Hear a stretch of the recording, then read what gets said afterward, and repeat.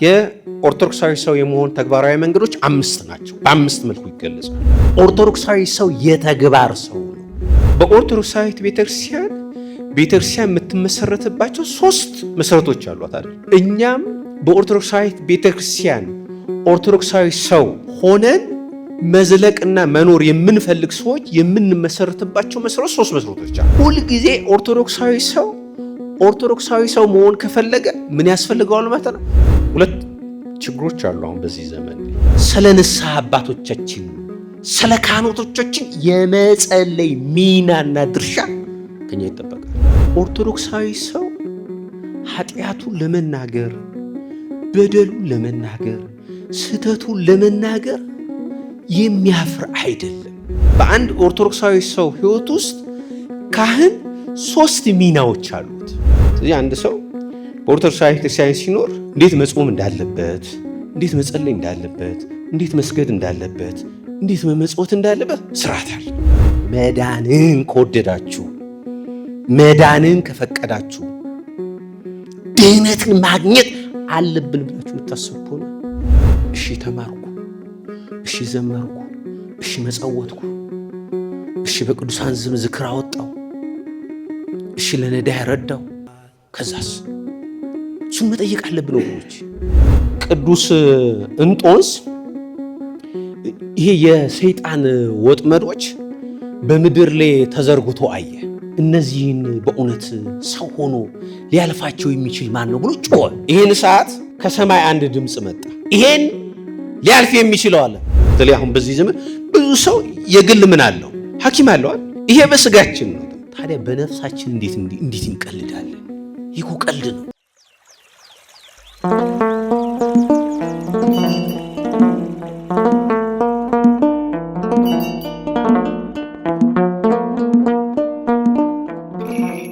በስመ አብ ወወልድ ወመንፈስ ቅዱስ አሐዱ አምላክ አሜን።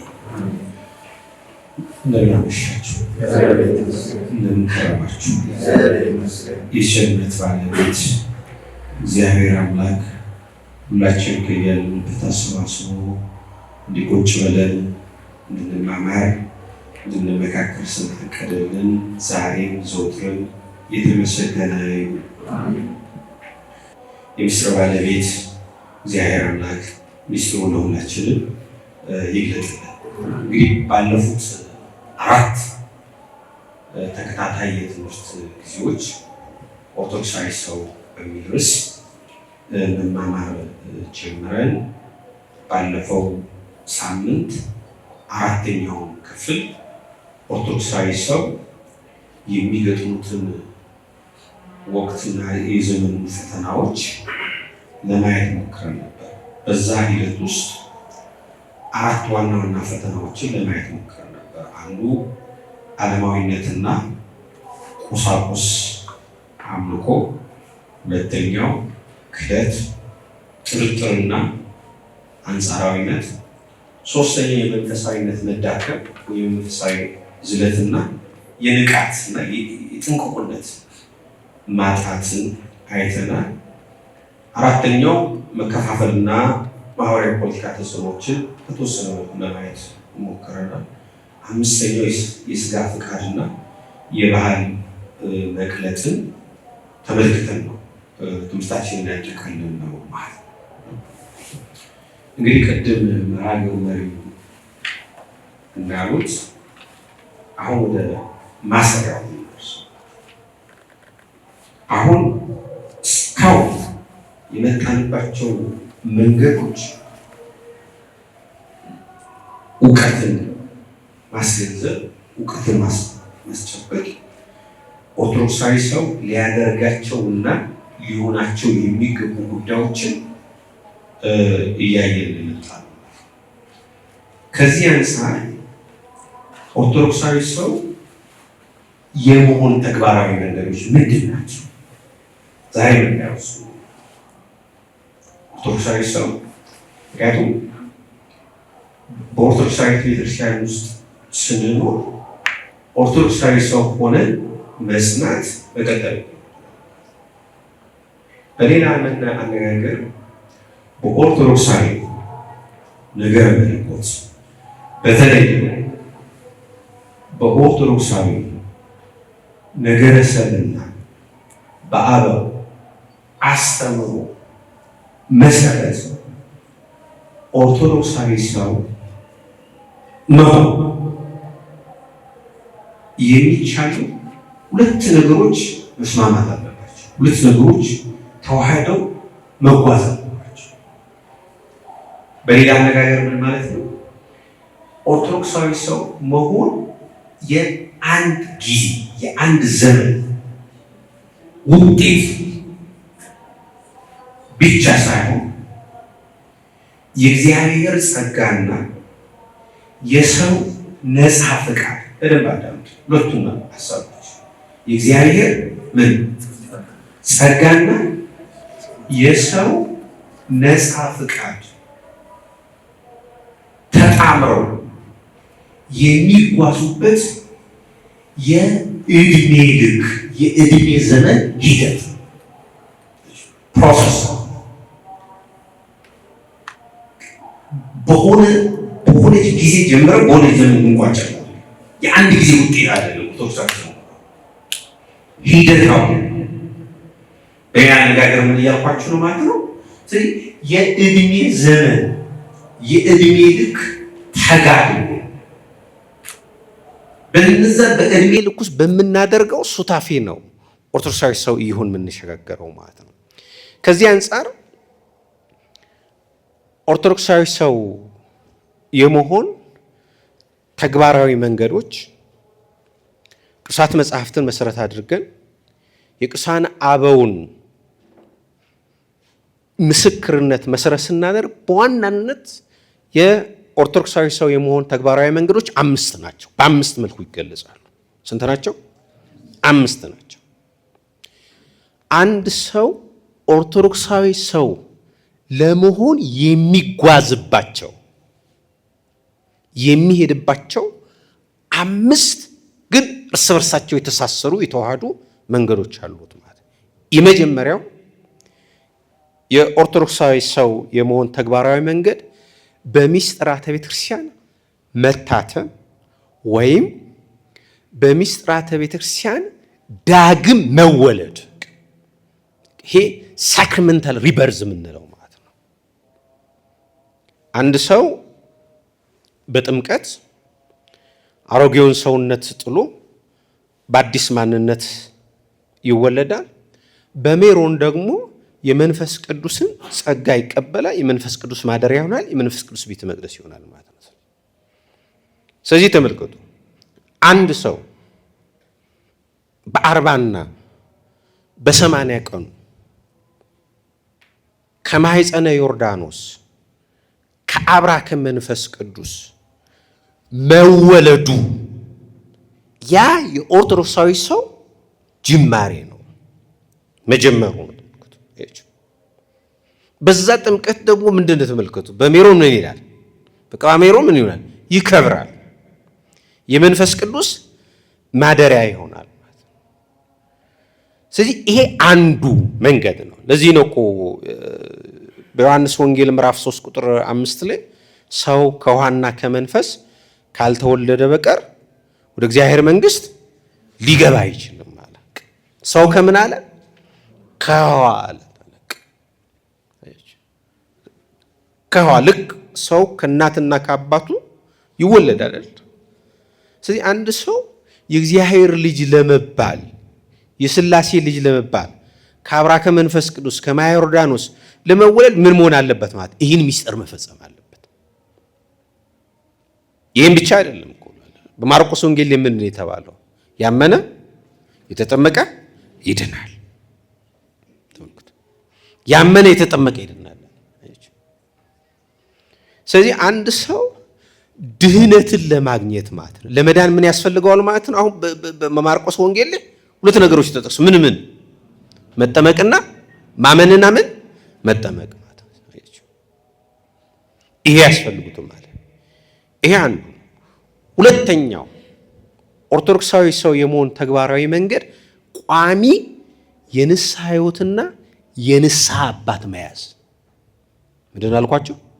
ቋሚ የንስሐ ሕይወትና የንስሐ አባት መያዝ ማለት ነው። ተመልከቱ። በኦርቶዶክሳዊት ቤተክርስቲያን የምትመሰረትባቸው 3 መሰረቶች አሏት አይደል? 3 መሰረቶች አሏት።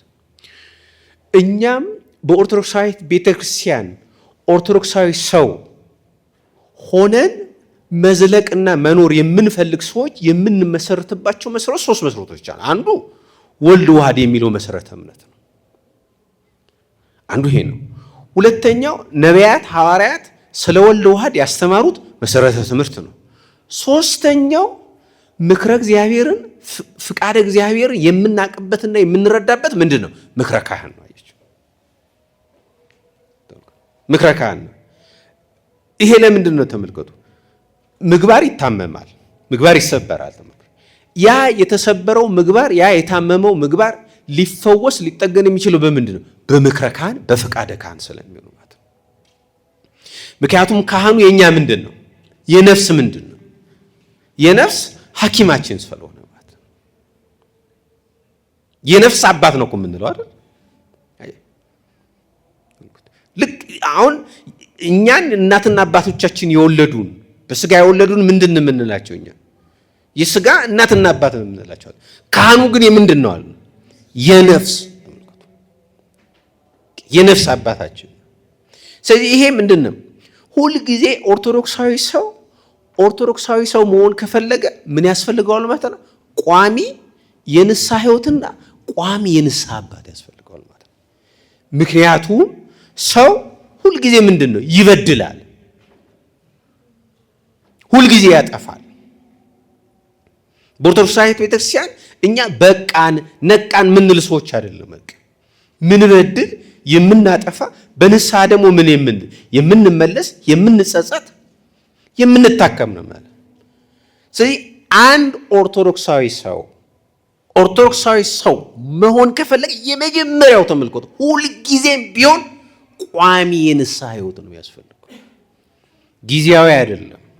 የሆነ ጊዜ ገብተን የሆነ ጊዜ ምንተው የንስሐ አባት እያቀያየርና እየለዋወጥ የምንሄደው አይደለም። 2 ችግሮች አሉ አሁን በዚህ ዘመን። ከዚህ ከንስሐ ሕይወት አንጻር 2 መሰረታዊ ፈተናዎች አሉ። አንዱ የራሳቸው የንስሐ አባቶቻችን ችግር ነው፣ በያ መልኩ የኛ ችግር ነው። ምክንያቱም አሁን በዚህ ዘመን ትልቁ ፈተና የንስሐ አባቶች ራሳቸው እንኳን ማለት ነው ጥቂቶቹ ለተነገራቸው ንስሐ ያ ኃጢአቱን በደሉን የነፍስ አባቴ ናቸው፣ የእግዚአብሔር ወኪል ናቸው፣ በእግዚአብሔር ቦታ ያሉ ናቸው ብሎ በታማኝነት ለነገራቸው ንስሐ የማይታመኑ አሉ። እውነት ነገር እንደውም አንዳንዶቹ ሲከፉና በጣም ክፉ ሲሆኑ ያ ሰው ያ የንስሐ ልጃቸው ኃጢአቱን በደሉን በዝርዝር የነገራቸውን ሰው ለማጥቃት ጥቃት ሊያደርጉበት ወይ ሊያስፈራሩት ወይ የሆነ ነገር ሊያደርጉ ሲፈልጉ ምን ይሉታል? ያን ኃጢአቱን ይጠቅሱበት። ይሄ ይከሰታል ይሄ ነገር። ስለዚህ ምንድን ነው የምትለው? አንድ በኦርቶዶክሳዊ ሰው ሕይወት ውስጥ ተመልከቱ፣ በአንድ ኦርቶዶክሳዊ ሰው ሕይወት ውስጥ ካህን 3 ሚናዎች አሉት። 3 ሚናዎች አሉ ካህን በአንድ ኦርቶዶክሳዊ ሰው ሕይወት። አንዱ የካህኑ ሚና ምንድን ነው? የመጀመሪያው ሚና የሚስጥራት መጋቢነት ነው፣ የሚስጥራት ፈጻሚነት ነው።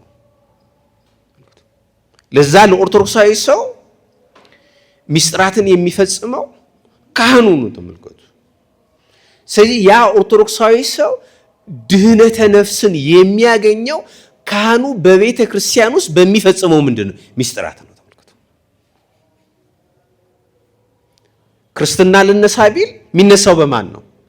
በካህኑ ነው። ስጋው ደሙን ልቀበል ቢል በማን ነው? በካህኑ ነው። ንስሐ ገብቼ ቀኖና ልቀበል ቢል በማን ነው? በካህኑ ነው። ስለዚህ በኦርቶዶክሳዊ ሰው ሕይወት ውስጥ ካህኑ የመጀመሪያው የሚስጥራት መጋቢነት ነው። ይሄ መጀመሪያው። ሁለተኛው የካህኑ ሚና እረኝነት ነው። ምንድን ነው? እረኝነት ነው። በቃ ያን ኦርቶዶክሳዊ ሰው የመጠበቅ የመንከባከብ፣ በተኩላ እንዳይበላ፣ በክደት በጥርጥር እንዳይወሰድ፣ ዓለማዊ አስተሳሰቦች እንዳይወስድ ያን በእረኝነት የእረኝነት ኃላፊነት አለበት ማለት ይሄ ሁለተኛው። ሶስተኛው የካህኑ ሚና በኦርቶዶክሳዊ ሰው ሕይወቱ ሶስተኛው ሚናው ምንድነው? ለመንግስተ ሰማያት ማጽናት ነው። ምንድነው? ማጽናት ነው። ተመልከቱ፣ አንድ ሰው ምስጢራትን ከፈጸመ የካህኑን ጥበቃ እረኝነት ካገኘ፣ ተመልከቱ፣ እነዚህን ሁሉ ካገኘ የመጨረሻ ግቡ ምንድነው? የዛ ክርስቲያን የመንግስተ ሰማያት ወራሽ መሆን ነው። ተመልከቱ፣ ለዛ አጽንቶ ማቆም ደግሞ የካህኑ ነው። ይሄን ደግሞ ያ ካህን ደግሞ የሚፈጽመው በሁለት መልኩ ነው። አንዱ በትምህርት ነው። ሁለተኛው ደግሞ የህይወት ተምሳሌት በመሆን ያ የቆሰለውን በኃጢአት የቆሰለውን በኃጢአት የደማውን ህሊናውን ልቡን ጠብቆ ለመንግስተ ሰማያት ያበቀዋል። ይሄ የካህኑ ሚና ነው በአንድ ኦርቶዶክሳዊ ሰው ህይወት ውስጥ ማለት ነው። በሌላ መልኩ ደግሞ ተመልከቱ፣ ካህኑ ብቻ ሳይሆን ተመልከቱ፣ በካህኑ ህይወት ውስጥ ደግሞ ያ ኦርቶዶክሳዊ ሰው ሚና አለው። በጣም ይገርማችሁ፣ እሱ ሚና አለው። አንዱ ሚና ምንድን ነው? ካህኑ ሰው አይደል? ስጋ ለብሶ የለም? ድቀት ያገኘዋል፣ ድካም ያገኘዋል፣ መሰነካከል ያገኘዋል። ዓለም እኛን እንደምታምሰን እኛን እንደምትፈትነው ሁሉ ያ ስጋ ለባሽ የሆነውን ካህኑን ምን ትለዋል? ትፈትነዋለች። ስለዚህ በካህኑ ህይወት ውስጥ የኛ ሚና የመጀመሪያው ሚና ምን? ካህኑን በጸሎት መደገፍ ነው። ክህነቱ እንዲሰምር፣ አገልግሎቱ እንዲሰምር፣ ዓለም ፈትናው ያ ተምሳሌታዊ ህይወቱን ያ አብነታዊ ህይወቱን አጉድፋ ለብዙዎች መሰነካከል መውደቅ ምክንያት እንዳይሆን በዛ ካህን ምክንያት ተመልከቱ፣ ቤተ ክርስቲያን እንዳትዋረድ፣ ምዕመናን አንገታቸው እንዳይደፉ። ስለዚህ እኛ ምን ማድረግ አለብን? በጸሎት መደገፍ አለ። ለዚህ ነው ቅዱስ ጳውሎስ ምንድን ያለው የቆሮንቶስ ምዕመናን መሰለኝ አይደል? ምንድን ያላቸው? ስለኛ ጸልዩ። ይሄን ያለው ማለት ተመልከቱ፣ ቅዱስ ጳውሎስ ነው። ተመልከቱ፣ ስለኛ ጸልዩ አለ። ስለዚህ ስለ ንስሐ አባቶቻችን፣ ስለ ነፍስ አባቶቻችን፣ ስለ መምህራን ንስሐዎቻችን፣ ስለ ካህናቶቻችን የመጸለይ ሚናና ድርሻ ከኛ ይጠበቃል። ይሄ አንደኛው ሚናችን ነው። ሁለተኛው በካህናት ውስጥ የኦርቶዶክሳዊ ሰው ሚና መደገፍ ነው። ተመልከቱ፣ በቁሳዊና ዕውቀታዊ በሆኑ ጉዳዮች መደገፍ ነው። ይሄ ዘመን የምታውቁት ነው። ዘመኑ ብዙ አስተሳሰቦች ያሉበት ዓለም ነው። ብዙ ዕውቀት የሚፈለግበት ዓለም ነው። ስለዚህ ሰዎች ብዙ አይነት ዕውቀት አለን። እኛ በዚህ ዓለም ላይ የምንኖር የተለያየ ሙያ ያለን ሰዎች ነው። ተመልከቱ። ስለዚህ ካህኑ ተመልከቱ የእረኝነቱን የምስጢራት መጋቢነቱን አጽንቶ ለመንግስተ ሰማይ የማብቃት ኃላፊነቱን በአግባቡ እንዲወጣ ሙያዊ ድጋፍ የሚያስፈልጉበት ሁኔታ ይኖራል። አያችሁ፣ ሙያዊ ድጋፍ የሚፈልግበት ሁኔታ ሊኖር ይችላል። የገንዘብ ድጋፍ ሊያስፈልገው ይችላል። የቁሳቁስ ድጋፍ ሊያስፈልገው ይችላል። እነዚህም ተመልከቱ ማድረግ ካህኑን በቁሳዊም ሆነ በገንዘብም ሆነ በእውቀትም ሆነ በክሎትም መደገፍ ማለት የንስሐ አባታችንን ተመልከቱ ኃላፊነቱን በአግባቡ እንዲወጣ ማድረግ ማለት ነው። ይሄ ሲሆን ይሄን ስናደርግ ያን ሰዓት ምንድን ነው? ተመልከቱ ቋሚ የንስሐ አባት ይኖረናል። ተመልከቱ ቋሚ የንስሐ አባት ይኖረናል። ቋሚ የንስሐ ህይወት ይኖረናል ማለት ነው። ከዛ ፈተና ከዘረዘርኩላችሁ ፈተናዎች ሁሉ እንወጣለን ማለት ነው። ስለዚህ አንድ ኦርቶዶክሳዊ ሰው የመሆን ሁለተኛው መንገድ ይሄ ነው። ተመልከቱ። ጊዜያዊ ንስሐ አባት አይደለም፣ ጊዜያዊ ንስሐ ህይወት አይደለም። ቋሚ እድሜ ዘመናችን ከዚህ ምድር ላይ በሞት ተወስደን በሞት እስከምንወሰድ ድረስ በሙሉ ቋሚ ነው። ተመልከቱ። እየለዋወጠን አይደለም። አንዳንድ ሰው እንደ ሸሚዝ ንስሐ አባት መቀያየር የሚያምረው ሰው አለ። በጣም የሆነ ቦታ አንድ ኃጢአት ይሰራል፣ የሆነ ቦታ የሆነ ኃጢአት ይሰራል፣ የሆነ ነገር ያደርጋል እና መናገር እየከበረው ሲመጣ ምንድን የሚያደርገው ተመልከቱ። አንደኛውን ኃጢአት ፖለሚካኤል ላሉት፣ አንደኛውን ዮሐንስ ላሉት፣ አንደኛውን ሸንኮራ ላሉት እንዲህ አይነት የባከነ ተመልከቱ። በስጋ ህይወታችን ተመልከቱ። አሁን በስጋ ህይወታችን ራሱ እኮ ምንድን የምናገኛ እኮ አይደል? በስጋ ህይወታችን ብዙ ሰው በተለይ አሁን በዚህ ዘመን ብዙ ሰው የግል ምን አለው? ሐኪም አለዋል በቋሚነት የሚከታተል ጤናውን የሚከታተል። ይሄ በስጋችን ነው። ታዲያ በነፍሳችን እንዴት እንቀልዳለን? ይሄ ቀልድ ነው። ጠባያችንን የሚያውቅ ከመጀመሪያ ጀምሮ የሚያውቀን መድኃኒቱን የሚያውቀን።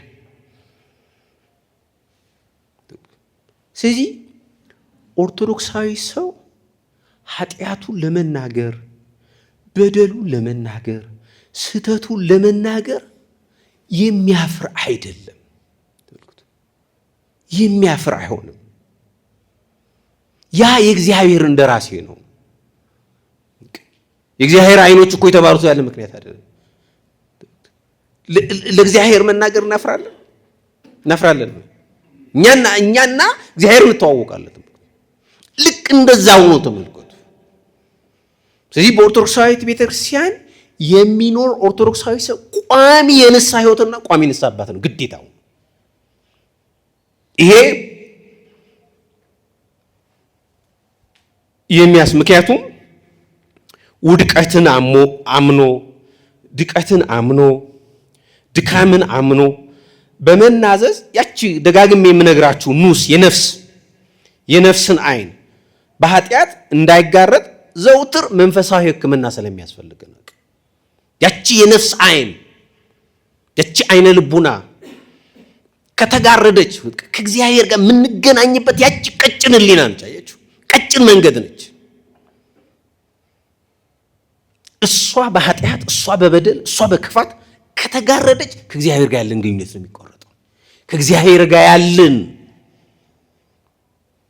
የአባትና የልጅ ግንኙነት ከተቋረጠ ከተሰበረ ደግሞ ተመልከቱ፣ እርስ በርሳችን ያለን መተማመን፣ እርስ በርሳችን ያለን መፋቀር፣ እርስ በርሳችን ያለን መዋደድ ደግሞ ምን እያለ እየተቆረጠ እየተሰበረ ይመጣል ማለት ነው።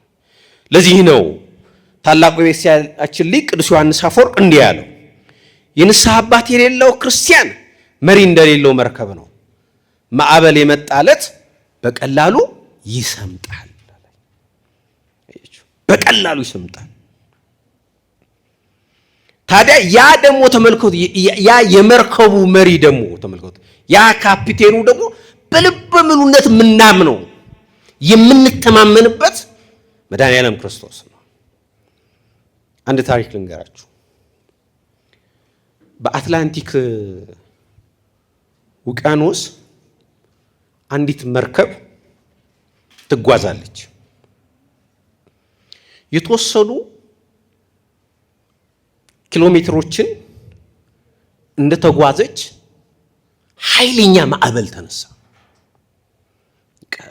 መርከቧን በአፍጢሟን ሊደፋት የሚችል ኃይለኛ ማዕበል ተነሳና መርከቧን ወዲያ እያለ ያማታት ጀመር።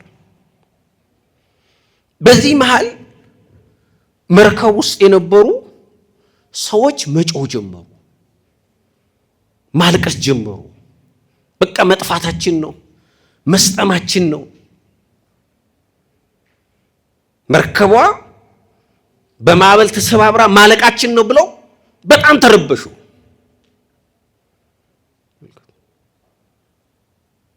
በዚህ መሃል አንዲት ሕፃን ልጅ ከመርከቡ ጥግ ላይ በጣም ተኝታለች። ለጥ ያለ እንቅልፍ። ያ ሁሉ ጫጫታ፣ ያ ሁሉ ግርግር አልሰማችም። እንዴት አይነት መታደል ነው! እስኪ ያስቡት። በቃ በሆነ የመከራ ማዕበል ውስጥ ብዙ ሕዝብ እየተንጫጫ እየጨዋ አንድ ሰው ተለይቶ ያቺ ሕፃን በቃ ተረጋግታ ተኝታለች። ከዛ አንድ አረጋዊ ሰው የተኛ ሰው እዛ ላይ አየ። ሮጦ ሄደና ቀሰቀሳት። ተነሽ ብሎ ቀሰቀሳት። እንዴ መርከቡ ማዕበል ከግራና ወደ ቀኝ እያማታው፣ እኛ ልናልቅ ነው፣ ፈርተናል፣ እየጨው ነው። አንቺ አትፈሪም እንዴ? አንቺ አታዝኝም እንዴ? እንዴት ተረጋግተሽ ተኛሽ ብሎ። ከዛ ያቺ ሕፃን ልጅ ያ የእንቅልፍ አይኗን እያሻሸች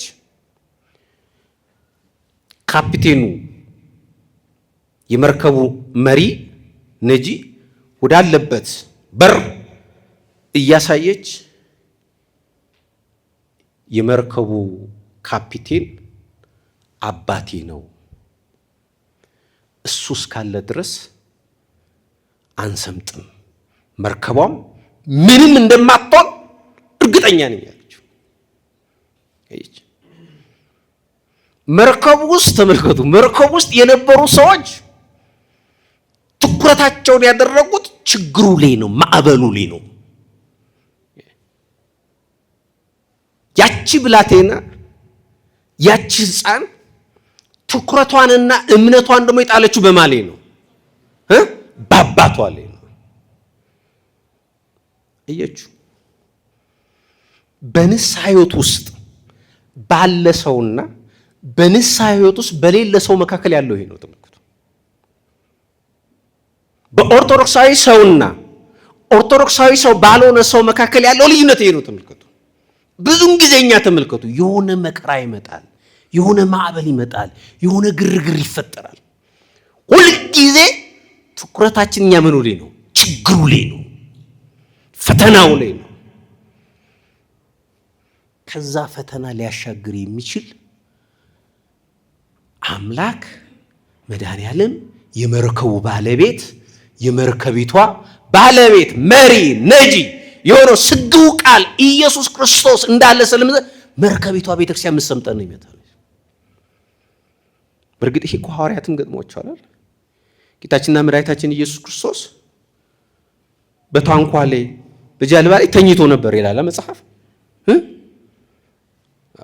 ተኝቶ ነበር አለ።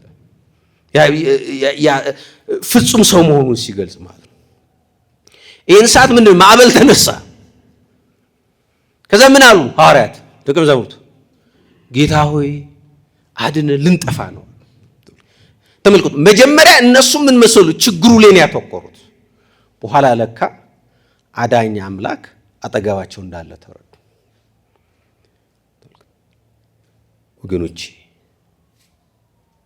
እኛ በፈውስ ሂደት ላይ ያለ ህመምተኞች ከሆንን መርከቢቷ ቤተ ክርስቲያን ደግሞ የምትጓዝበት ይሄ ዓለም ይሄ ውቅያኖስ ያለው ይሄ ዓለም በማዕበል የተሞላ መሆኑን ካወቅን ትኩረታችን ማዕበሉ ላይ ሳይሆን ከማዕበሉ ሊያሻግረን ሊያድነን የሚችለው መድኃኔዓለም ላይ መሆን ይኖርበታል። ይሄ ሲሆን ነው ንስሐችን ድህነት የሚሆነን። ይሄ ሲሆን ነው የንስሐ ሕይወታችን የተስተካከለን የታረመ የሚሆነው ማለት ነው። ይሄ ሁለተኛው። ሶስተኛው ኦርቶዶክሳዊ ሰው የመሆን ተግባራዊ መንገዶች ትምህርት ሃይማኖትን ማወቅ። ትምህርት ሃይማኖትን ማወቅ የክርስቲያንን መሰረታዊ አስተምሮ በተለይ መሰረታዊ የሚባል 5ቱ አዕማደ ምስጢራትን ጠንቅቆ ማወቅና ህሊናችንን ልቡናችንን ከነዚህ አስተምሮቻችን ሊሸረሽሩ ከሚችሉ ክደት፣ ኑፋቄ፣ ጥርጥር መጠበቅ ነው። ተመልከቱ። ራሳችንን በዚህ ትምህርት ላይ ማጽናት ይጠበቅብናል ማለት ነው። በዚህ ትምህርት ላይ ይሄን ትምህርት ደግሞ ተመልከቱ። በእኛ አእምሮአዊ ዕውቀትና ግንዛቤ ብቻ አይደለም ለማወቅ መጣርታ። ባለፈውም ነግሬያቸዋለሁ። በኦርቶዶክሳዊት ቤተክርስቲያን መንፈሳዊ ዕውቀት፣ መንፈሳዊ ትምህርት በንባብና በትምህርት ብቻ አይደለም የሚገኘው፣ ከነፍስ ንጽህና፣ ከነፍስ ቅድስና ይመነጫል ማለት ነው። አያችሁ። ስለዚህ እኛ ቋሚ የንስሐ ሕይወትና የንስሐ አባት ካለን የነፍስ ንጽህናን፣ የነፍስ ቅድስናን እያገኘን ነው የምንመጣው። አያችሁ። ይሄን እያገኘን ስንመጣ ደግሞ እኛ እግዚአብሔር የገለጠልን ለቤተክርስቲያን እግዚአብሔር የገለጠላትና በቤተክርስቲያን ውስጥ ያገኘናቸውን ደግሞ መሰረተ ትምህርቶቻችን በቀላሉ የመረዳት ጸጋ ይኖራልናል ማለት ነው። ስለዚህ ይሄ መሰረት ልናደርገው በመሰረተ ትምህርቶቻችን ላይ ልንጸና ይገባናል ማለት ነው። አራተኛው ኦርቶዶክሳዊ ሰው የመሆን ተግባራዊ መንገድ ተግባራዊ መንፈሳዊ ተጋድሎ ነው። ምንድነው አልኳችሁ? ተግባራዊ መንፈሳዊ ተጋድሎ ነው። ተመልከቱ። ኦርቶዶክሳዊነት ንባብ ብቻ አይደለም። ኦርቶዶክሳዊነት ዕውቀት ብቻ አይደለም። ባለፈው ደጋግመን ተነግረን ያ የምናምነውን ተመልከቱ። የምናምነውን እምነት እንኖረዋለን፣ በተግባር እንተረጉመዋለን። ስለዚህ እምነት በንባብ ብቻ ሳይሆን በጾም፣ በጸሎት፣ በስግደትና በምጽዋት የሚተገበር ሕይወት ነው ማለት ነው። አያችሁ። ያ የምናምነው መሰረተ እምነታችንን ማለት ነው። በጾም እንገልጸዋለን፣ በጸሎት እንገልጸዋለን፣ በስግደት እንገልጸዋለን፣ በምጽዋት እንገልጸዋለን ማለት ነው። ስለዚህ የኛ እነዚህ መንፈሳዊ ተጋድሎቻችን ጾሙ፣ ጸሎቱ፣ ስግደቱ፣ ምጽዋቱ ሌላም ዝርዝር የማልጨርሳቸው በርካታ ትሩፋቶቹ እነዚህ ሁሉ በተግባር የሚተገበሩ ናቸው ማለት ነው። ስለዚህ ኦርቶዶክሳዊ ሰው ንድፈ ሐሳባዊ አይደለም። ተመልከቱ። ኦርቶዶክሳዊ ሰው ቃላዊ ብቻ አይደለም፣ ንባባዊ ብቻ አይደለም። ኦርቶዶክሳዊ ሰው የተግባር ሰው ነው። የተግባር ነው። ተመልከቱ። ያቺ የተማራትን፣ ያቺ ያወቃትን፣ የተረዳትን እምነትና ስርዓት በተግባር የሚፈጽም ነው። ይሄን ማድረግ ካልቻለ ኦርቶዶክሳዊ ሰው ሊሆን አይችልም። ኦርቶዶክሳዊነት በንድፈ ሐሳብ በቲዮሪ ብቻ የሚቆም ስላልሆነ ማለት ነው። ይሄን ደግሞ ሲፈጽም ተመልከቱ። ያን ተግባራዊውን መንፈሳዊ ተጋድሎችን ሲፈጽም ደግሞ ስርዓቱን፣ ቀኖናውን፣ መንገዱን ጠብቆ እንጂ እሱ እንዳሻው እነሱ እንደፈለገው አይደለም ይፈጽመው አይደል? ስለዚህ አንድ ሰው በኦርቶዶክሳዊ ክርስቲያን ሲኖር እንዴት መጾም እንዳለበት፣ እንዴት መጸለይ እንዳለበት፣ እንዴት መስገድ እንዳለበት፣ እንዴት መመጽወት እንዳለበት ስርዓት አለ። ስርዓት አለን፣ መልክ አለን። እሱን ተከትሎ ነው ተመልከቱ። እሱን ተከትሎ ከሄደ ያ የተስተካከለ የሰመረ ይሆናል ማለት ነው። ስለዚህ እኛ እምነት ብቻ አይደለም እንለው። ልክ ነው። እምነት አንዱ መስፈርት ነው ተመልከቱ። በድህነት ውስጥ በሰው ልጅ ድህነት ውስጥ እምነት አንዱ ነው፣ ብቻ ግን አይደለም ተመልከቱ። አያችሁ። ስለዚህ ምግባርን፣ ስራን ያስፈልጋል ማለት። ለዚህ ነው ቅዱስ ያዕቆብም በመልእክቱ ምዕራፍ 2 ቁጥር 17 ላይ እንዲሁ ስራ የሌለው እምነት ቢኖር በራሱ ምንድነው አለ? ምንድነው አለ? የሞተ ነው። የትኛውንም ያህል ተመልከቱ፣ የትኛውንም ያህል እምነት ቢኖረን ማለት ተራራ የሚያፈልስ እምነት ኖሮን ተመልከቱ፣ ያን እምነታችንን ደግሞ በተግባር መተግበር ካልቻል፣ መፈጸም ካልቻል፣ በተጋድሎ ማስዋብ ማስጌጥ፣ በተጋድሎ ማደላደል ካልቻል ያ እምነት የሰይጣን እምነት ነው የሚሆነው። ምክንያቱም ሰይጣን ምን ተብሎለታል? ሰይጣን ምን ይላል? ያምናሉ ይንቀጠቀጡማል አለ። ግን ምን ይጎላቸዋል? ምን ይጎላቸዋል? ስራ፣ ተግባር ይጎላቸዋል ማለት ነው። ስለዚህ ተመልከቱ፣ አንዱ እምነታችንን ከሰይጣናዊ እምነት የሚለየው በተግባራዊ ነው። በተግባር ነው። በተግባራዊ መንፈሳዊ ተጋድሎ ነው። ስለዚህ ማመን ብቻ በቂ አይደለም ማለት ነው። በሌላ ነገር እምነት ብቻ የሚለው ትምህርት ትክክል አይደለም። ይሄ አራተኛው ነው። አምስተኛውና የመጨረሻው ኦርቶዶክሳዊ ሰው የመሆን ተግባራዊ መንገድ በቅዱስ ቁርባን መታተም ነው። ብንዘምር፣ ብንሰብክ፣ ጳጳስ ብንሆን፣ ፓትርያርክ ብንሆን፣ የትኛውንም አይነት ተመልከቱ፣ የትኛውንም አይነት ጥግ ላይ ብንደርስ፣ የትኛውንም አይነት የመንፈሳዊ እድገት ላይ ብንደርስ ማተቡ፣ ማሰሪያው፣ መቋጫው፣ መደምደሚያው ስጋውና ደሙ ካልሆነ ከንቱ ነው የሚሆነው። ብዙ ዘመን ሰበክን፣ ብዙ ዘመን ዘመርን፣ ብዙ ዘመን ቤተክርስቲያን ተመላለስን፣ ብዙ ዘመን የማህበር አመራር ሆን፣ ብዙ ዘመን ወጣን ወረድን። እሺ ከዛስ ምንድነው የምዕራፉ ማጠቃለያ? ምንድነው መደምደሚያው? ይሄን ሁሉ አድርገን መጸወትን፣ ቤተክርስቲያን ሰራን፣ ህንፃ ቆምን፣ ገዳማትን ረዳን፣ ለተቸገሩት ደረስን፣ 10 ዓመት 20 ዓመት 40 ዓመት 30 ዓመት ምናምን ዓመት ቤተክርስቲያን ውስጥ ኖርን። ግን የስጋው ደሙ ህይወት ከሌለን፣ በስጋው ደሙ የመታተም ህይወት ከሌለን ከንቱ ነው። አንዳንዶቻችን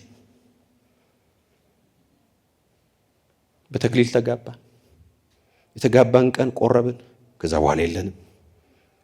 አንዳንዶቻችን እናቶቻችን አዝለውን ቤተክርስቲያን ወሰዱን፣ አቆረቡን፣ የለንም።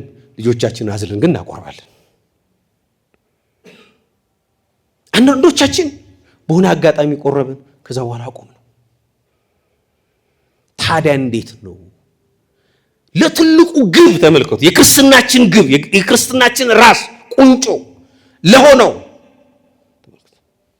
የክርስቶስ የእግዚአብሔር በጸጋ የባህሪው ተካፋይ የመሆን የሱታፊ አምላክ ተካፋይ መሆን የምንችለው እኮ በቅዱስ ቁርባን ነው እኮ፣ ሌላ እኮ በምንም አይደለም። እንዴት ነው ታዲያ መሆን የምንችለው? እኛ የታጨነው፣ እኛ የተሾምነው፣ እኛ የተጠራ ነው።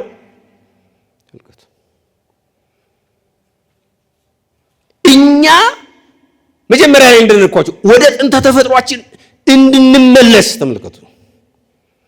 ክርስቶስ ዋጋ ከፍሎ ተመልከቱ፣ ድቀት ያገኘውን የሰው ልጅ በመልዕልተ መስቀል ተሰቅሎ ስጋውን ቆርሶ በአዲስ ተፈጥሮ እንደገና ያን ተፈጥሮ ያደለን እኮ ለምንድን ነው ተውት ልናገኘው የምንችለው በሱታፌ አምላክ ነው አይደል? ያን ደግሞ ልናገኝ የምንችለው ቅዱስ ስጋውና ደሙ ነው። ይሄ ነው ማተው። አያችሁ፣ ከቅዱስ ስጋውና ደሙ የተለየ ተመልከቱ፣ የክርስቶስን ስጋና ደም በመቀበል ፍጹም የሆነውን ተመልከቱ፣ መለኮታዊ ውህደት ተመልከቱ፣ ህብረት መፍጠር የምንችለው በስጋው ደሙ ነው። የእሱ ህይወት ከሌለን አስቸጋሪ ነው። መጠየቅ ያለብን እሱ ነው። እሺ ተማርኩ፣ እሺ ዘመርኩ፣ እሺ መጸወትኩ፣ እሺ በቅዱሳን ስም ዝክር አወጣው፣ እሺ ለነዳይ ረዳው፣ ከዛስ እሱን መጠየቅ አለብን ወገኖች። እኔ ይሄ የማክሰኞ ጉባኤ ሊረባን የሚችለው ሊጠቅመን የሚችለው እንዲህ በተከታታይ የምንማራቸውን ትምህርት ሌሎች ያላገኙትን እድል እኛ አግኝተን የምንማረው ትምህርት ለስጋው ደግሞ የማያበቃን ከሆነ ወገኖች ባደክሙ ነው የሚሻለው። መቼስ እርግጠኛ ነኝ መሄጃ አጣችሁ አይደለም የመጣችሁት፣ ሙያ አጣችሁ አይደለም የመጣችሁት። መዝናኛ አታችሁ አይደለም የመጣችሁት። ወይም ደግሞ የስብከት የመስማት የጆሮ ሱስ ይዟችሁ አይደለም የመጣችሁት። አንድ ነገር ባገኝ ብድን ብላችሁ መዳንን ከወደዳችሁ መዳንን ከፈቀዳችሁ ድህነትን ማግኘት አለብን ብላችሁ የምታስቡ ከሆነ ራሳችሁን በቅዱስ ሥጋውና ደሙ አትሙ። እሱ ነው የሚያበቃን። ኦርቶዶክሳዊ ሰው የሚያደርገን ይሄ ነው። እንግዲህ ኦርቶዶክሳዊ ሰው የመሆን 5ቱ መንገዶች እነዚህ ከሆኑ እነዚህን 5ቱን ኦርቶዶክሳዊ ሰው የመሆን መንገዶች ለማስፈጸም የሚያስፈልጉ ዋና ዋና መሳሪያዎች አሉ። ተመልከቱ፣ እንዴት እናስፈጽማቸው? አሁን ቀጣይ የሚመጣው ጥያቄ እሱ ነው። ተመልከቱ፣ እሺ ነገርከን፣ ይሄን ብለህ እነዚህ እንዴት ደግሞ እናስፈጽም? ማስፈጸሚያ ስልቶቹ ምንድናቸው? መሳሪያዎቹ ምንድናቸው? እነዚህም 5ቱን ኦርቶዶክሳዊ ሰው የመሆን መንገዶችን ለማስፈጸም ባጭሩ 5 ነገሮች ያስፈልጋሉ። እነዚህን ጠቅሼ ትምህርቴን አጠቃላለሁ ባለችኝ ሰዓት ባጭሩ። እነዚህ ማስፈጸሚያ መሳሪያዎች ሰብአዊ አይደሉም። የሰው ልጅ ግኝቶች አይደሉም። የኛ አእምሮ ውጤቶች አይደሉም፣ ወይም የቴክኖሎጂ ውጤቶች አይደሉም።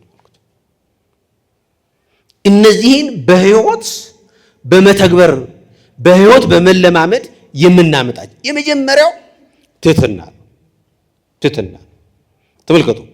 ትህትና አሁን በዚህ በተከታታይ ትምህርት በሁለት መልኩ ነው የተገለጸችው። መጀመሪያ አንድ ሰው ኦርቶዶክሳዊ ሰው የመሆኑ መገለጫ ናት ብለን ጠቅሰናል። ተመልከቱ፣ መገለጫም ናት። በሌላ መልኩ ደግሞ ተመልከቱ፣ እነዛን መገለጫ ጠባሽ ደግሞ ማስፈጸሚያም ናት። በጣም እኮ የሚደንቅ ነው። በራሷ መገለጫ ናት፣ የኦርቶዶክሳዊ ሰው መገለጫ ናት። በሌላ መልኩ ደግሞ ኦርቶዶክሳዊ ሰው የሚሆኑባቸውን 5 መንገዶች ደግሞ የምታደላድል ናት። ስለዚህ ምን መሰላችሁ? ትህትና የውድቀት ማሸነፊያ መሳሪያ ናት። ትህትና መንፈሳዊ ጉዞን ለመጀመርም ሆነ ለመጨረስ የሚያስፈልገው ቁልፍ መሳሪያ ነው። ስለዚህ ራሱን ዝቅ የሚያደርግ ሰው የንስሐ አባት ፊት ቀርቦ መናዘዝም ሆኖ ኮንዶሞቹ ጋር በህብረት ለመኖር አይቸገርም ማለት ነው። ትሁት ሰው ተመልከቱ፣ ራሱን ዝቅ የሚያደርግ ሰው ንስሐ ለመግባት ችግር አይኖርም። ብዙ ምንድነው አንዱ እኮ ንስሐ እንዳይገባ የሚያደርገው ክብሩን ያስባል፣ ዝናውን ያስባል፣ ማህበራዊ ሶሻል ስታተሱን ያስባል። አሁን ይሄን ሁሉ ፈጽሜ አሁን ይሄን ብናገር ክብሬ እኮ ሊዋረድ ነው። ምክንያቱም የገነባው ስም አለ።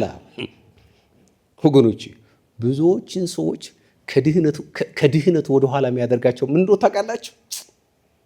ክብር ባይነት፣ እብጠት። ተመልከቱ፣ ኃጢአት ውስጥ እኮ ስንዝረከረክ ያን አናስበውም። ተመልከቱ፣ የሚታየን መቼ ነው? ንስሐ ልንገባ ስንል።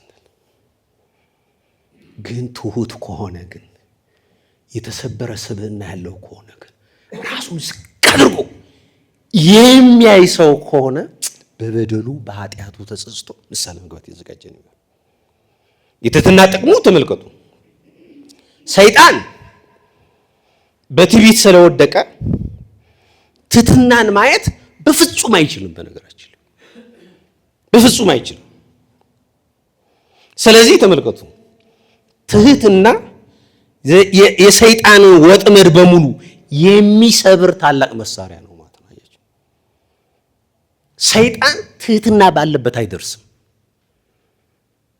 ሊደርስ አይችልም። እሱ የወደቀው በምንድን ነው? በትዕቢት ነው። ትህትና ሊታየው አይችልም።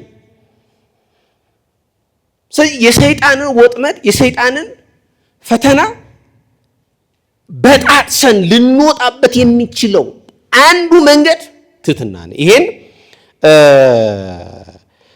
ታላቁ አባት ቅዱስ እንጦንስ ይሄ የሰይጣን ወጥመዶች በምድር ላይ ተዘርግቶ አየ።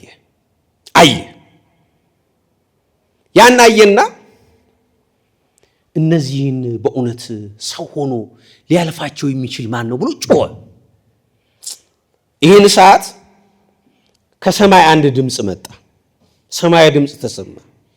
ይሄን ሊያልፍ የሚችለው አለ ትህትና ያለው ሰው ብቻ ነው የሚያልፈው። አባ እንጦንስ ተመልኩ የተመለከተው ምንድን ነው? ተመልከቱ የሰይጣን ወጥመዶችን ሰዎችን እንዴት እየጠላለፈ ሲጥላቸው አየ። ይሄን አየና ሰጋ። ከስጋቱ የተነሳ እነዚህን ወጥመዶች ሊያልፍ የሚችል ማን ነው እያለ እሪ አለ። ይህን ሰዓት ከሰማይ ምን መጣ? ድምፅ መጣ። የሰይጣንን ወጥመድ ሰብሮ ከእግሩ በታች አድርጎ ሊያልፍ የሚችለው ትሁት ሰው ብቻ ነው አለ። ወገኖቼ ሰይጣን ፈተነን እንል የለም እንላለን። እየፈተነንም ነው። ከሰይጣን ወጥመድ ከሰይጣን ፈተና ማለፍ ከፈን ምን መሆን አለብን? ትሁት መሆን አለብን። ስለዚህ አንዱ ማስፈጸሚያ መንገድ ምንድነው ማለት ነው? እነዛን አምስቱ ትህትና ነው ማለት ነው። ሁለተኛው የልብ ወይም የልቡና ጥንቁቅነትና ንቃት ነው። የልቡና ምን አልኳችሁ? ጥንቁቅነትና ንቃት። ምክንያቱም በተለይ በዚህ በማህበራዊ ሚዲያና በዓለማዊው ውክቢያ ውስጥ የነፍስ አይን እንዳትጠፋ እንዳትጋረድ ዘውትር ልቡናን ንቁ ሆኖ መጠበቅ ያስፈልጋል። ልቡናን ደግሞ የምንጠብቀው ደግሞ የልብ ጥንቁቅነትና ንቃትን ገንዘብ በማድረግ ነው ማለት ነው። ይሄ ክፉ ሐሳብ፣ የዘር መከፋፈል፣ የክደትና የጥርጥር ወደ ልቦናችን ሳይገባ ገና በውጭ ነው የምንከላከለው ማለት ነው። አያችሁ አንዱ ፈተና የኦርቶዶክሳዊ ሰው ፈተና ምንድን ነው ያለው ማለት ነው። ባለፈው አንዱ የኦርቶዶክሳዊ ሰው ፈተና ክፍፍል፣ ጥርጥር፣ ዘረኝነቱ፣ ጎሰኝነቱ ነው። ተመልከቱ። ከነዚህ ሁሉ ልቡናችንን ልንጠብቅ የምንችለው ህሊናችንን ጠብቀን በክፋት በዘረኝነት በጎሰኝነት በሌሎቹም ኃጢአት ተመርዘን እንዳንወድቅ እና እንዳንሰበር ሊያደርገን የሚችለው የልብ ጥንቁቅነትንና ንቃትን መጨመር ነው። ሁልጊዜ ልባችንን እንጠብቅ።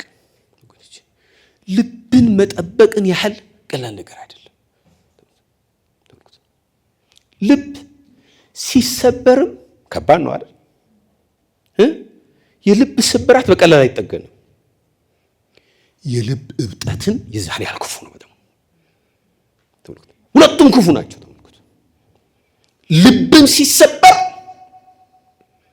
ወደ ተስፋ መቁረጥ ይመራል። ተስፋ መቁረጥ ውስጥ ከገባን ኃጢአትን በኃጢአት ላይ በደልን በበደል ላይ እየጨመር ከእግዚአብሔር እየራቅን እንሄዳለን። ልብም ሲያብጥ ይጋረዳል። ጽድቅ አይታየንም፣ በጎነት አይታየንም፣ መልካም ነገር አይታየንም። እልህኝነት ይመጣል፣ ኩራት ይመጣል፣ ማን አህሎኝነት ይመጣል። ስለዚህ ይሄ ደግሞ ኦርቶዶክሳዊ ሰው እንዳንሆን ያደርገናል። መንገዳችንን ይዘጋብናል፣ መንገዳችንን ያጥርብናል። ለዚህ ነው ይህን ገርቶ መኖርን በተመለከተ ሐዋርያው ቅዱስ ጴጥሮስ በአንደኛ ጴጥሮስ መልእክቱ ምዕራፍ 5 ቁጥር 8 ላይ ምንም በመጠን ኑሩ ንቁም፣ ባለጋራችሁ ዲያብሎስ የሚውጠውን ፈልጎ እንደሚያገሳ አንበሳ ምን ይላል አለ ይዞራል አለ። አያችሁ ዲያብሎስ እንዳይውጠን ምን መሆን መቻል አለብን ማለት ነው። በመጠን መኖር፣ በንቃት መኖር፣ በሚዛን መኖር፣ ሚዛን ጠብቆ መኖር፣ የነፍስንም የስጋንም ሚዛን ጠብቆ መኖር። ሁለቱን ካደባደብናቸው፣ ሁለቱን ካጣረስናቸው ግን ምንድነው ተመልከቱ ወደ ከፋ ውድቀት ነው የሚደርሰን። ለማንወጣበት አዘቅት ውስጥ ነው የሚከተን። በሚዛን መኖር በቃ ትልቁ ነገር ባለፈው እኮ ነግሬያቸው አንዱ ይሄ ዓለም ይህን ተከታታይ ትምህርት ሰምተው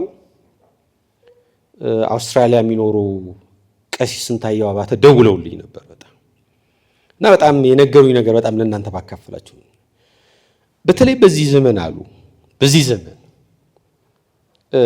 በጣም ገንግኖና ስር ሰዶና ከመጠን በላይ ያለፈው እኛ ያለንበት ሁኔታ ምን ብለውን ፓጋናይዝ ክርስቲያኒቲ ነው ያለው። አሁን ክርስትናችን ወደ አረማዊ ክርስትና ቀይረነዋል። ክርስትና ልጆቻችን እናነሳለን አሉ ሲነግሩኝ። ክርስትና ልጆቻችን እናነሳለን። ከክርስትናው ተመልከቱ ክርስትና አንስተን ከምናገኘው የሥላሴ ልጅ ይልቅነ ጊዜያችንን ጉልበታችንን ገንዘባችንን በጣም እናጠፋው ድግሱ ላይ ነው ይላሉ። ድግሱ ላይ እናጠፋለን አሉ። በሥርዓተ ተክሊል እንጋባለን። ተክሊሉ ከሚያስገኘው ሰማያዊ ዋጋና በረከት ይልቅ በጣም ሙሽሮችም ሆነ የሙሽሮች ቤተሰቦች የሚጨነቁት ድግሱ ላይ ነው። የድግሱ ስነ ስርዓት ላይ የሚጨነቁት። በቅዱሳን ስም ዝክር እናዘጋጃለን፣ ድግስ እንደግሳለን።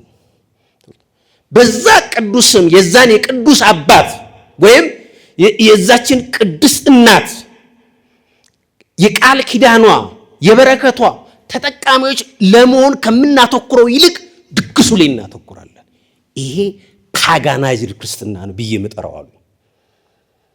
ይሄ የአሕዛብ ልማድ ነው።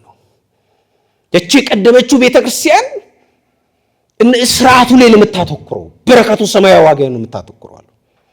ስለዚህ ኦርቶዶክሳዊ ሰው እምቢ ካለው ፓጋናይዝድ ከሆነ ክርስቲያናዊ ጠባይ ልማድ መውጣት ከፈለግ በመጠን መኖር፣ በሚዛን መኖር፣ ነገራችንን በሚዛን ማድረግ ይጠበቅብናል ማለት ነው። ሶስተኛው እያጠቃለልኩ ነው። ሶስተኛው የማያቋርጥ የልብ ጸሎት። የማያቋርጥ ምን? የልብ ጸሎት። እነዚህ አምስቱን ኦርቶዶክሳዊ ሰው የመሆን መንገዳችንን የሰመረ ማድረግ ከፈለግን በስራም ሆነ በጉዞ ላይ ያለን አእምሮን ዘውትር ከእግዚአብሔር ጋር የሚገናኝ ሰይፍ ማድረግ አለብን።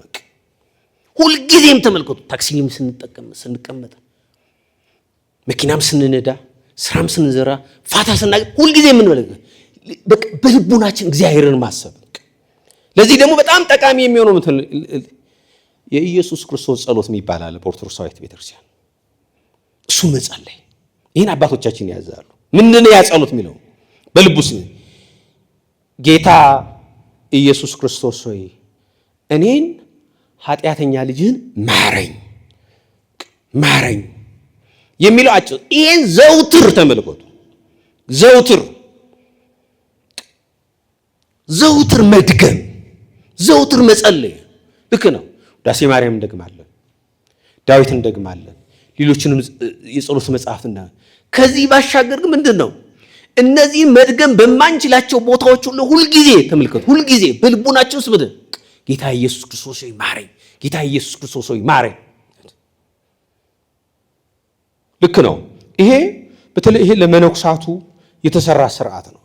ግን ይሄን እንጠቀመዋለን። ይሄን በተመለከተ ቅዱስ ዮሐንስ ዘሰዋስው እንዲህ ብሎ ነው የጠቀሰው። የኢየሱስ ስም ይላል ተመልከቱ፣ የኢየሱስ ስም ጠላትን የምትመታበት ስለታም ሰይፍ ነው። ከእርሱ የተሻለ መሳሪያ በሰማይም በምድርም አታገኝም አለ። ምን አለ? የኢየሱስ ስም አለ ጠላት ሰይጣን ዲያብሎስ የሚፈበርካቸውን የሚፈጥራቸውን ፈተናዎችን ሁሉ የምትመታበት ስለታም ሰይፍ ነው። ከእርሱ የተሻለ መሳሪያ በሰማይም በምድርም አታገኝምና አለ። ጌታዬ ኢየሱስ ክርስቶስ ሆይ ማረኝ ማረኝ ማረኝ አለ። ከዚህ እኮ በጣም የተሻለ ጸሎት የት አለ? እነዚህን ሶስት ነገሮች ማድረግ ከቻል እነዛን አምስቱን ኦርቶዶክሳዊ ሰው የመሆን መንገዶችን በተግባር ማድረግ እንችላለን ማለት ነው። በአጠቃላይ በተከታታይ የዳሰስ ነው ኦርቶዶክሳዊ ሰውን በነገረ መለኮት መነጽር ነው። ኦርቶዶክሳዊነት በወረቀት ላይ የሰፈረ ተራ ስም አይደለም። በመዝገብ ላይ የተቀመጠም የቀለም ስም አይደለም። መዳረሻው ዘላለማዊነት የሆነ ሕያው መንፈሳዊ ጉዞ ነው። መንፈሳዊ መንገድ ነው። እኛ ስም ስላለን ብቻ ኦርቶዶክሳዊ አንሆንም። የፈጣሪን አርያነት በንስሐ ማጽናት ይኖርብናል። አካላችንን፣ ስሜታችንና ዕውቀታችንን በእሴት መግራት አለብን። ወደ አምሳልነቱ ወደ አምሳለ እግዚአብሔር ስናድግ እውነተኛ ኦርቶዶክሳዊ እንሆናለን። ይሄም ሱታፌ አምላክ ይባላል። በዘመናችን ከባድ ፈተናዎች ቢጋረጡብንም ተስፋ አንቆርጥም። ቤተክርስቲያን የነፍሳችን እውነተኛ ሆስፒታል ናት። ሐኪሙም ፈዋሹም ክርስቶስ ነው። እኛም በሚስጥራቱ ዘውትር የምንፈወስ ህመምተኞች ነው። የጸጋ አምላክ ለመሆን የታዘዝን ፍጡራን ነን። ስለዚህ የሰሞኑ ተከታታይ ትምህርታችን ወደ ተግባራዊ ቅድስና ይምራን። የአባቶቻችን ጸሎት ረድኤት ከሁላችን ጋር ይሁን። ይቆየን።